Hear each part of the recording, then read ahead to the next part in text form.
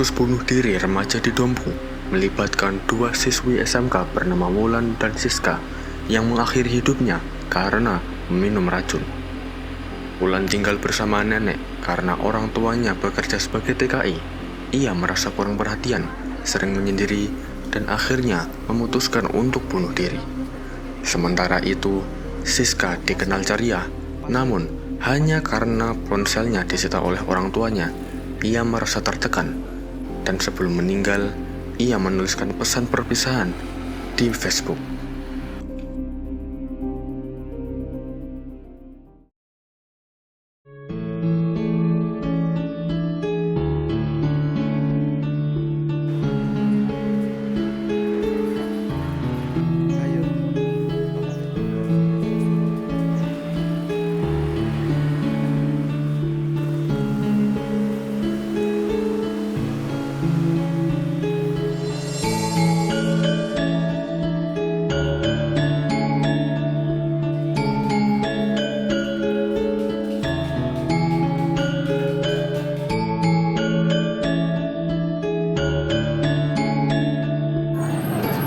Halo semuanya, jadi kami sedang berada di titik 0 pusat kota Yogyakarta.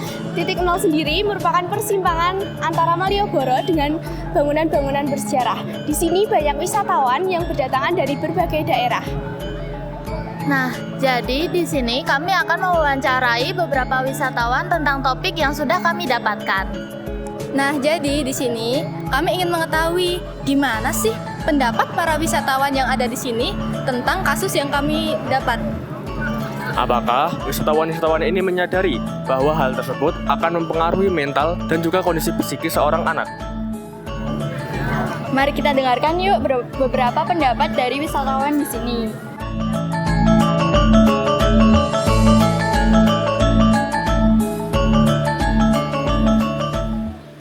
Halo Kak, selamat pagi. Pagi juga.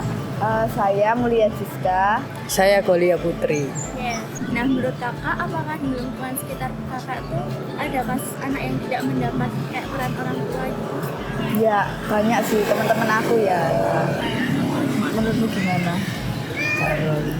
Kalau menurutku ya tergantung orang tuanya sih Mbak ya. Karena kalau misalnya broken home itu kan kayak fatal banget gak sih Mbak buat masa depan anak-anaknya, pengaruh ke mental health-nya anaknya. Sebisa mungkin kalau misalnya belum siap untuk menikah atau apa, perlu dimatangkan lagi gitu. Baik, makasih ya Kak. Iya, sama-sama. Makasih buat Apakah di lingkungan sekitar kakak ada kasus anak yang tidak mendapatkan perhatian lebih dari orang tua? Mungkin ada ya. Ya, tangga depan saya. Kalau kasusnya di tetangga saya tuh, keduanya tuh udah meninggal Kak. Itu gara-gara ya mungkin dia agak OTGJ gitu ya. Mungkin dari mental ya, mungkin merasa kurang gitu, kurang kasih sayang. Sangat amat penting. Ya itu tuh bisa membangun perkembangan karakter gitu loh. Bisa membangun karakter dari anak. Mungkin menurut saya begitu. Makasih Kak. Ya.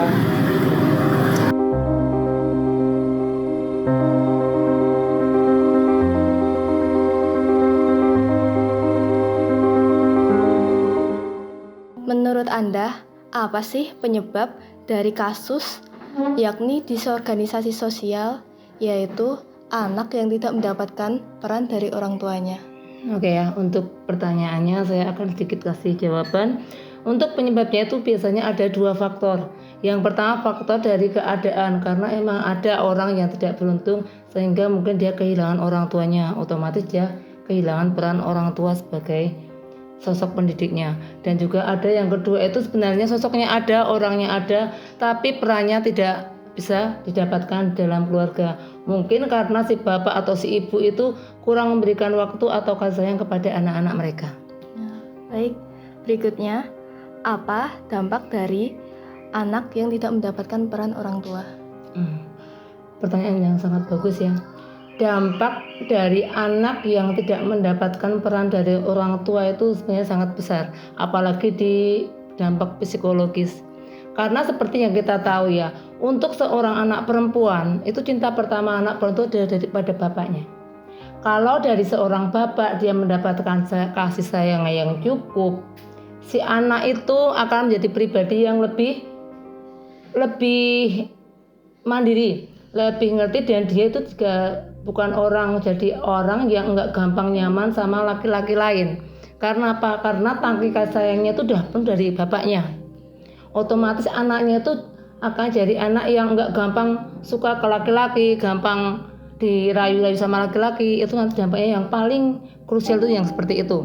Dan untuk anak laki-laki, apabila ibunya sudah memberikan kasih sayang yang cukup pada anak laki-laki itu sendiri, otomatis emosinya akan tercukupi.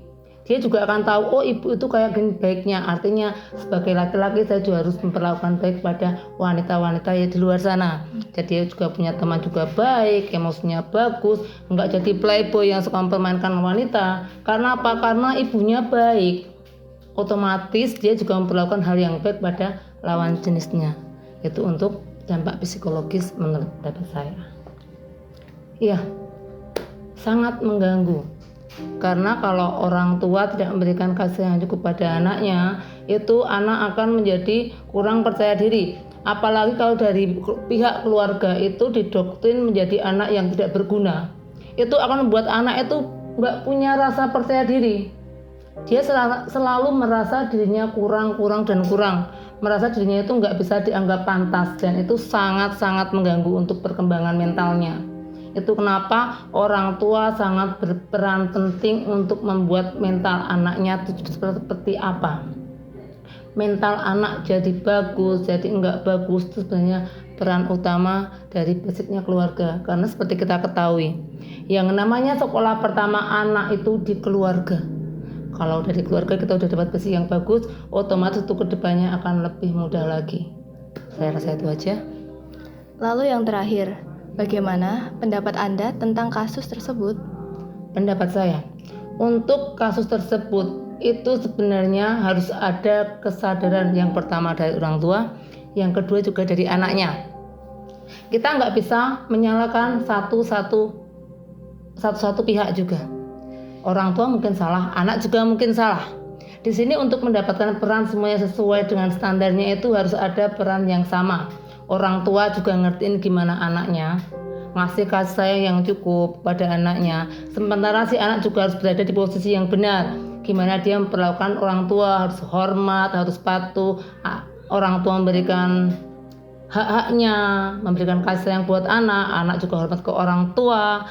Dan juga sebagai orang tua harus bisa mengerti apa yang jadi keinginan anaknya itu gimana. Orang tua harus mengenali anaknya itu seperti apa, dia ingin diapain, ingin diperhatikan di mana, ada ditegur di pas apa, itu kita harus tahu. Tapi sebagai anak kita juga jangan diam aja. Kalau suatu saat kita merasa kita kekurangan, kok ibuku nggak perhatian sama aku, akan lebih enak kalau si anak juga bisa ngomong langsung. Ini kita ada masalah kayak gini, saya pengen beginiin. Jadi ada keterbukaan antara orang tua dan anak. Biar nanti ada kontak yang bagus, ada komunikasi yang bagus, dan untuk selanjutnya hubungan antara keluarga menjadi lebih harmonis, saling sayang, dan membuat keluarga menjadi tempat yang nyaman untuk hidup. Benar-benar punya rumah, yang rumah itu benar-benar memberikan tempat yang nyaman, aman, tentram, dan disitu juga penuh dengan kasih sayang. Saya rasa itu aja pendapat saya untuk masalah disorganisasi keluarga, ya. Oke. Kasus ini merupakan sebuah kegagalan yang terjadi dalam keluarga, berupa perpecahan yang disebabkan oleh gagalnya anggota keluarga dalam memenuhi kewajiban dan peran mereka. Disorganisasi keluarga dapat berdampak pada lingkungannya. Anak yang kurang perhatian dari orang tua akan melampiaskan ke lingkungan sekitar dalam hal negatif seperti kenakalan remaja ataupun tindak kriminal lainnya. Dan dalam kasus ini, dampaknya adalah menimbulkan keresahan di masyarakat. Orang tua jadi lebih khawatir dan curiga terhadap anak-anak mereka. Yang lebih mengkhawatirkan adalah efek domino, yang jika tidak dicegah, remaja lain bisa meniru tindakan yang sama. Peran sosiologi di bidang teknis, terutama psikolog atau konsultan keluarga, sangat dibutuhkan untuk mengatasi masalah ini. Mereka dapat memberi saran maupun penyelesaian yang menjembatani komunikasi antara anak, orang tua, dan juga sekolah.